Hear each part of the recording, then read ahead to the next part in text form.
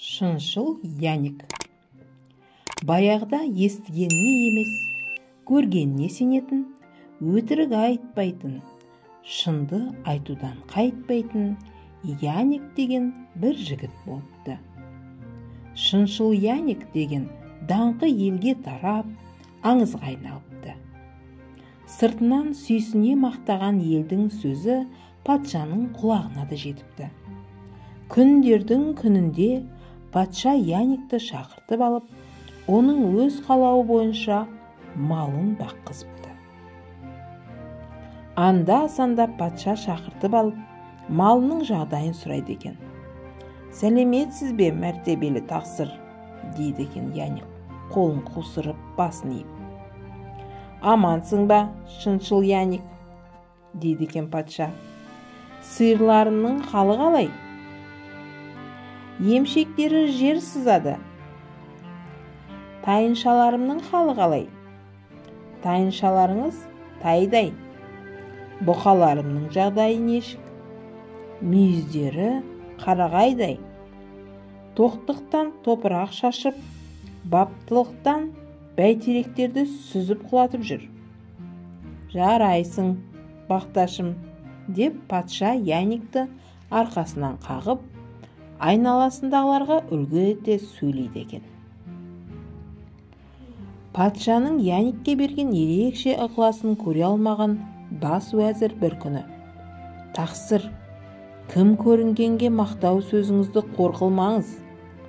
Яниктің де өтірік айтатын кездері бар шығар», деп қалады. Оның шыншыл екенін бүкіл ел аңыз қып айтып жүрген жоқ па? Халық айтса, қалып айтпайды. Сен бекерге күмәнданасың, деп бас уәзірді тойтарып тастайды. Бас уәзір үнсіз қалады, бірақ ішінен: «Көрерміз әлі, алтын көрсе періште жолдан таяды» дейді, деп бір сырды көкейге түйгендей болды. Бас уәзір қайтсе де Яникті жолдан тайдыруды ойлап, өзге ешкімге сыр ашпай, өзінің әйелімен ғана ақылдасты.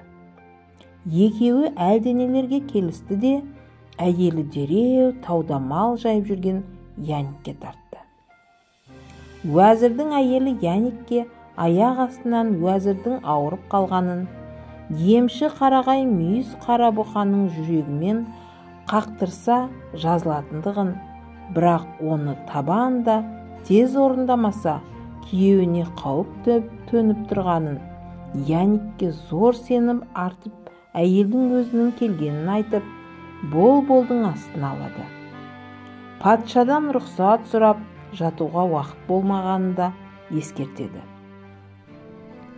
Патшаға бұқа жардан құлап мерт болды дей сал деп үйретеді. Уәзірдің әйелі басымен жылап, еңіреп тұрған соң көңілін қимай, тілегін қанағаттандырады. Патшаға өтірік айтып, алдай салуды қайта-қайта ескертіп, уәзірдің әйелі қола ақпандай жүректі қойнына тығып жөніне кетеді. Патшаны алдаудың жолын Яник әрі ойлап, бері ойлап, еш ақылына сыйғыза алмай-ақ қояды. Ақыры кезекті кездесуде патшаның алдына келіп, қолын қусырып, басын иіп: «Сәлеметсіз бе, мәртебелі тақсыр?» дейді. «Амансың ба, шыншыл Яник? Сиырлардың күйі қалай? Сүт кернеген емшектері жер сызып жүр. Тайыншаларымның жайы қалай? Тайыншаларыңыз тайдай. Бұқаларым түгел ме?» дегенде бас уәзірден бастап айналадағылардың бәрі сілтідей тына қалды. «Мүйізі қарағайдай бұқаларыңыздың біреуінің жүрегі бас уәзірдің жанын алып қалды» дейді Яник. Патша мән жайды бастан аяқ қайтадан сұрап, түгел білді де, Яникті арандатпақ болған жалған әрекеті үшін бас уәзірді орнынан алып, жазаға тартты да орнына Яникті отырғызды. Сөйтіп бас уәзірді жалғандық жарға құлатты да Яникті шындық шыңға шығарды.